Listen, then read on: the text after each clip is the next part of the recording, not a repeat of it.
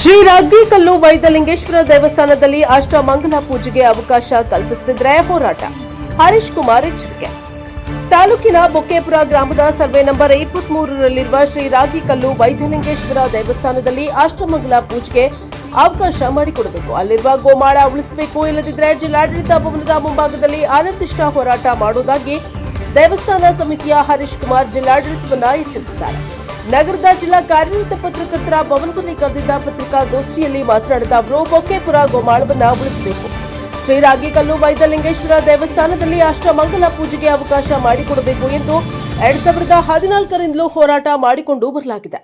ಜಿಲ್ಲಾಡಳಿತ ಅಲ್ಲಿ ಗಣಿಗಾರಿಕೆ ಅವಕಾಶ ಮಾಡಿಕೊಟ್ಟಿದೆ. ಆವಾಗ ಸರ್ಕಾರಿ ಗೋಮಾಳ 635 ಎಕರೆ ಪ್ರದೇಶವಿತ್ತು. 2016ಕ್ಕೆ ಬಂದಾಗ 502 ಎಕರೆ ಆಯಿತು. ಈಗ 242 ಎಕರೆಗೆ ತಂದು ನಿಲ್ಲಿಸಿದ್ರೆ ಆ ಮಧ್ಯಭಾಗದಲ್ಲಿ ಒಂದು ರಾಗಿಕಲ್ಲು ಗುಡ್ಡೆ ಇದ್ದು ಅದರ ಮೇಲುಗಡೆ ಉದ್ಭವ ಶಿವಲಿಂಗ ಇದ್ದು ಅಲ್ಲಿ ಪೂಜೆ ಮಾಡಿದ್ರೆ ಮಳೆ ಬೆಳೆ ಆಗ್ತಾ ಇತ್ತು ಎಂಬ ಪದ್ಧತಿ ಇದೆ. ಇದು ಈ ಭಾಗದ ಸುತ್ತಮುತ್ತಲಿನ 10 ಗ್ರಾಮಗಳ ಗೋವುಗಳ ಮೇವು ಕುಡಿಯುವ ನೀರಿಗೆ ಆಶ್ರಯ ಸ್ಥಾನವಾಗಿತ್ತು ಎಂದು ಜಿಲ್ಲಾಡಳಿತದ ಬೇಜವಾಬ್ದಾರಿಯಿಂದ ಗಣಿಗಾರಿಕೆಗೆ ಅವಕಾಶ ಕೊಟ್ಟ ಮೇಲೆ ಅದು ತುಂಬಾ ಕ್ಷೀಣಿಸಿದೆ. 2017 ಜೂನ್ನಲ್ಲಿ ನಾವು ಭೀಮನ ಅಮಾವಾಸ್ಯೆ ಮಾಡಿದ್ವು. ಸುಮಾರು 10,000 ಜನಸಂಖ್ಯೆ ಸೇರಿ ಜಾತ್ರೆ ಮಾಡ್ತಾ ಇದ್ವಿ. ಆವಾಗ ತಾನೇ ಗಣಿಗಾರಿಕೆ ಆರಂಭವಾಯಿತು. ಅದರ ವಿರುದ್ಧವಾಗಿ ಜಿಲ್ಲಾಧಿಕಾರಿಗಳಿಗೆ ದೂರು ನೀಡಿದಾಗ ಅಂದಿನ ಜಿಲ್ಲಾಧಿಕಾರಿ ರಾಮು ತಡೆ ಹಿಡಿದಿದ್ರು ಎಂದು ನಿಮ್ಗಳ ಮೇಲಿರುವ ದಾವೆ ಮುಕ್ತಾಯಗೊಂಡ ಮೇಲೆ ಶ್ರೀ ರಾಗಿಕಲ್ಲು ವೈದ್ಯಲಿಂಗೇಶ್ವರ ದೇವಸ್ಥಾನದಲ್ಲಿ ಅಷ್ಟಮಂಗಲ ಪೂಜೆಗೆ ಅವಕಾಶ ಮಾಡಿಕೊಡುವುದಾಗಿ ಜಿಲ್ಲಾಡಳಿತ ಹೇಳಿತ್ತು.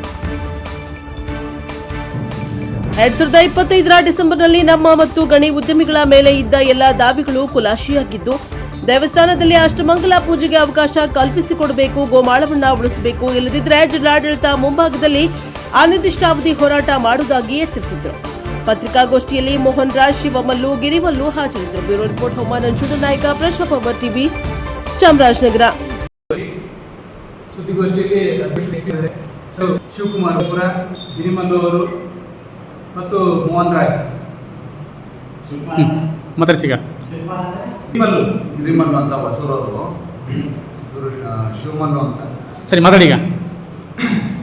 ಏನಾಗಿದೆ ಅಂದರೆ ಎಲ್ಲ ತಮ್ಮ ಮೇಲೆ ತಿಳಿದಿರೋ ವಿಚಾರದಲ್ಲಿ ಬೊಕ್ಕೇಪುರದ ರಾಗಿಕಲ್ ಗುಡ್ಡ ಅಂತ ಅದು ಸರ್ಕಾರಿ ಗೋಮಾಳ. ಕಳೆದ ನಿರಂತರವಾಗಿ 2014ರಿಂದ ನಾವು ಅದು ಗೋಮಾಳ ಉಳಿಸಬೇಕು ಅಂತಲೇ ನಾವು ಹೋರಾಟ ಮಾಡ್ಕೊಂಡು ಬಂದಿದ್ದೀವಿ. ಅಲ್ಲಿ ಗಣಿಗಾರಿಕೆ ಅವಕಾಶ ಮಾಡಿಕೊಟ್ಟಿದ್ದಾರೆ 2016ರಲ್ಲಿ. ಅದು ಸರ್ಕಾರಿ ಗೋಮಾಳ 635 ಎಕರೆ ಇತ್ತು. ಆವಾಗ 2016ಕ್ಕೆ ಬಂದಾಗ ಅದು 507 ಎಕರೆ 11 ಗುಂಟೆ ಬಂತು. ಇವಾಗ 247 ಎಕರೆ ಬಂದು ನಿಲ್ಲಿಸಿದ್ದಾರೆ ಜಿಲ್ಲಾಡಳಿತ. ನಮ್ಮಲ್ಲಿ ಆ ರಾಯಿಕಲ್ ಗುಡ್ಡ ಮಧ್ಯಭಾಗದಲ್ಲಿ ಒಂದು ರಾಯಿಕಲ್ ಗಡ್ಡೆ ಇದೆ. ಆ ರಾಯಿಕಲ್ ಗುಡ್ಡದ ಮೇಲ್ಗಡೆ ಉದ್ಭವ ಶಿವಲಿಂಗ ಇದೆ. ಅದು ನಾವು ಅಲ್ಲಿ ಪೂಜೆ ಕಾರ್ಯಗಳು ಮಾಡ್ತಿದ್ದು. ಈಗ ನಾವು ಪೂಜೆ ಮಾಡಿದ್ರೆ ಮಳೆ ಬೆಳೆ ಆಯ್ತಿತ್ತು. ಸುತ್ತಮುತ್ತ 10 ಗ್ರಾಮಕ್ಕೆ ಅದು ಮೇವಿಗೆ, ಕುಡಿಯೋ ನೀರಿಗೆ ಆಶ್ರಯ ತಾಣ ಆಗಿತ್ತು ಜಾನುವಾರುಗಳಿಗೆ. ಈ ಜಿಲ್ಲಾಡಳಿತ ಅವರು ಬೇಜವಾಬ್ದಾರಿಯಿಂದ ಗಣಿಗಾರಿಕೆ ಅವಕಾಶ ಕೊಟ್ಟ ಮೇಲೆ ಅದು ತುಂಬ ಕ್ಷೀಣಿಕ ಆಗ್ತಾ ಇದೆ. ಈಗ ಇನ್ನೊಂದು ಏನು ವಿಚಾರ ಅಂದರೆ, ಈಗ 2017ರಲ್ಲಿ ನಾವು 2017 6ನೇ ತಿಂಗಳಲ್ಲಿ ನಾವು ಭೀಮನ ಅಮಾವಾಸ್ಯೆ ಮಾಡ್ತೀವಿ. ಅಲ್ಲಿ ರಾಯಿಕಲ್ ಗುಡ್ಡ ವೈದ್ಯಲಿಂಗೇಶ್ವರ ದೇವಸ್ಥಾನದಲ್ಲಿ ಸುಮಾರು 10,000 ಜನಸಂಖ್ಯೆಯಲ್ಲಿ ಜಾತ್ರೆ ಮಾಡ್ತೀವಿ. ಆ ಸಂದರ್ಭದಲ್ಲಿ ಗಣಿಗಾರಿಕೆ ಆವಾಗ ತಾನೇ ಪ್ರೋಸೆಸ್ ಆಗಿತ್ತು. 2009ರಲ್ಲಿ ಅಷ್ಟಮಂಗಲ ಪೂಜೆಗೆ ಸಮಯ ನಿಗದಿ ಮಾಡ್ತೀವಿ. ಜಿಲ್ಲಾಡಳಿತಕ್ಕೆ ನಾವು ಒಂದು ಪತ್ರಿಕೆ ಹೇಳಿಕೆ ಕೊಟ್ಟು ಒಂದು ನಾವು ಆಹ್ವಾನ ಪತ್ರಿಕೆ ಕೊಡ್ತಿದ್ದೆ. ಅಷ್ಟಮಂಗಲ ಪೂಜೆ ಇಟ್ಕೊಂಡಿದ್ದೀವಿ. ಅವತ್ತಿನ ಜಿಲ್ಲಾಧಿಕಾರಿಗಳಿದ್ದಂಥ ರಾಮು ಅವರು ಅದನ್ನು ತಡೆ ಹಿಡಿತಾರೆ. ನಾವು ತಡೆ ಹಿಡಿದಾಗ ನಾವು ಕೇಳಿದ್ವಿ, ಈಗ ನಾವು ಅಲ್ಲಿ ಅಷ್ಟಮಂಗಲ ಪೂಜೆ ಮಾಡಿದ್ದು ಯಾಕೆ ತಡೀತಾರೆ? ನಿಮ್ಮ ಮೇಲೆ ಮತ್ತು ಗಣಿಗಾರಿಕೆ ಮೇಲೆ ಸುಮಾರು ನ್ಯಾಯಾಲಯದಲ್ಲಿ, ಸಿವಿಲ್ ನ್ಯಾಯಾಲಯದಲ್ಲಿ ದಾವೆಗಳೈತೆ. ದಾವೆಗಳು ಮುಗಿದ ಮೇಲೆ ನಾವೇ ಜಿಲ್ಲಾಡಳಿತದಿಂದ ಅಷ್ಟಮಂಗಲ ಪೂಜೆ ಮಾಡೋಕ್ಕೆ ಅವಕಾಶ ಮಾಡಿಕೊಡ್ತೀವಿ ಅಂತ ಹೇಳಿದ್ರು. ಕಳೆದ 2025 ಡಿಸೆಂಬರಲ್ಲಿ ನಮ್ಮ ಎಲ್ಲ ಗಣಿಗಾರಿಕೆ ಮೇಲೆ ನಮ್ಮ ಮೇಲೆ ಇದ್ದಂಥ ಕೇಸ್ಗಳು ಎಲ್ಲ ಖುಲಾಸೆ ಆಗೈತೆ.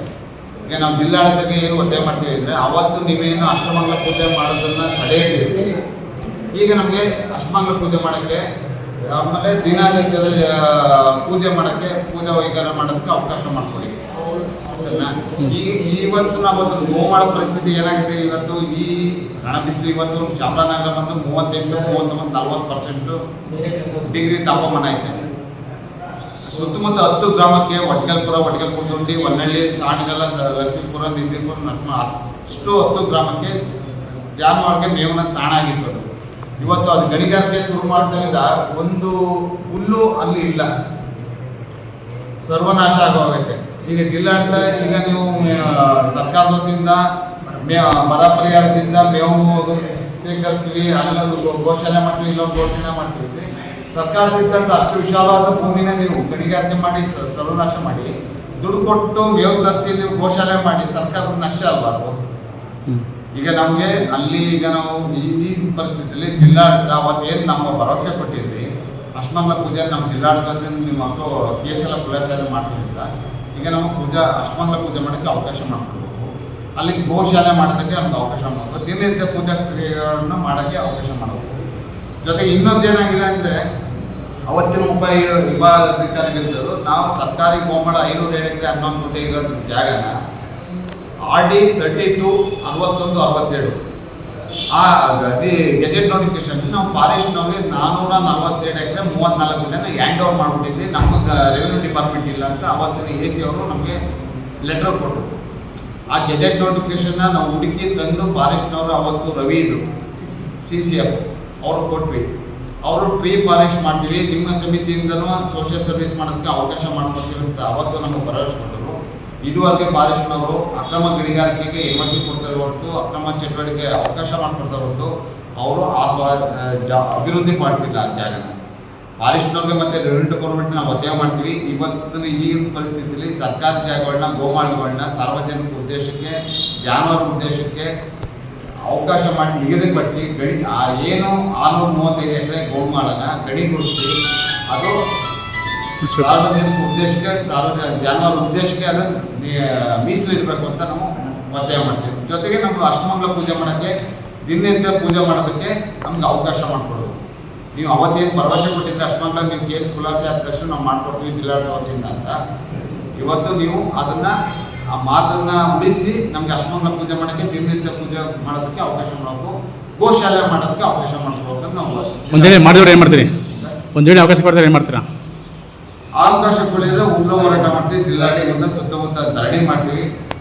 ಜಿಲ್ಲಾಡಳಿತದ ಮುಂದೆ ನಾವು ಆಮರಣ ಅಂತ ಉಪವಾಸ ಕೊಟ್ಕೊಳ್ಬೇಕಂತ ನಿಶ್ಚಯ ಮಾಡ್ತೀವಿ. ಒಂದು ವೇಳೆ ನಮ್ಮ ಮನವಿಯನ್ನ ಪುರಸ್ಕರಿಸಲಿಲ್ಲ ಅಂತಂದ್ರೆ ನಾವು ಉಗ್ರ ಹೋರಾಟ ಮಾಡಿ ನಿತ್ಯ ಧರಣಿ ಕೊಟ್ಕೋತೀವಿ. ಆಮರಣ ಅಂತ ಉಪವಾಸ ಮಾಡಿಕೊಂಡು ಜಿಲ್ಲಾಡಳಿತದ ಮುಂದೆ ಕೂತ್ಕೊಳ್ತೀವಿ.